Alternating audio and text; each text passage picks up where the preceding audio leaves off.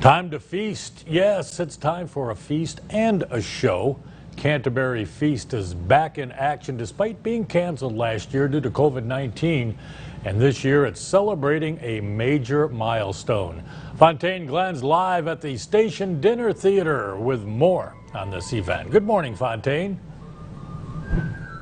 Good morning to you, Dave. Yes, this is the 40th year for a Canterbury Feast, and to talk more about that is owner Paul Urbanowitz. Good morning, Paul. Good morning, Fontaine. Nice to have you here. Nice to be back here, and I know 40 years that's a pretty big milestone. How does that feel to make it to 40 years? Well, kind of unbelievable. I mean, I was in the first cast back in 1981 when we first started, so it just doesn't seem possible. And of course, we were supposed to celebrate last year, but we're able to do it this year, which is great. A great feeling.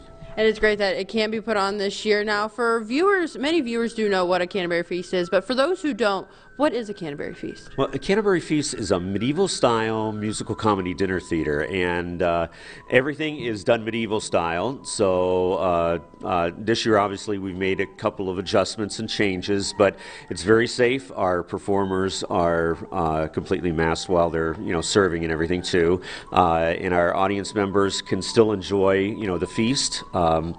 We serve a 2 1/4 pound stuffed chicken, which actually varies. Sometimes it's a little bit more. So they get a 2 1/4 pound stuffed chicken per person. Stone soup, which is a homemade beef and vegetable soup.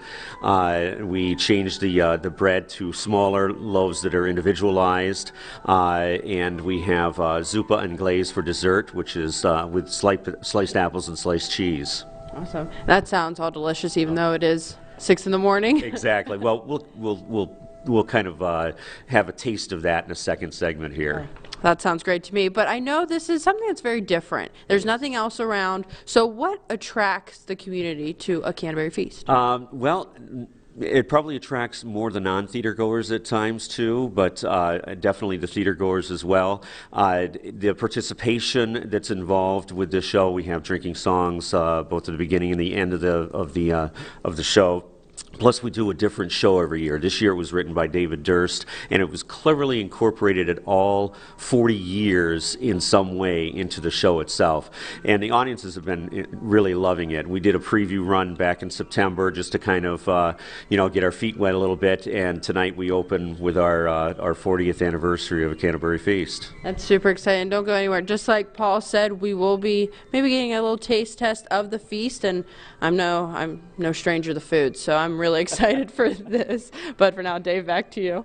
Oh, I'm envious, Fontaine, you lucky girl, getting to test out that Canterbury Feast. It's delicious.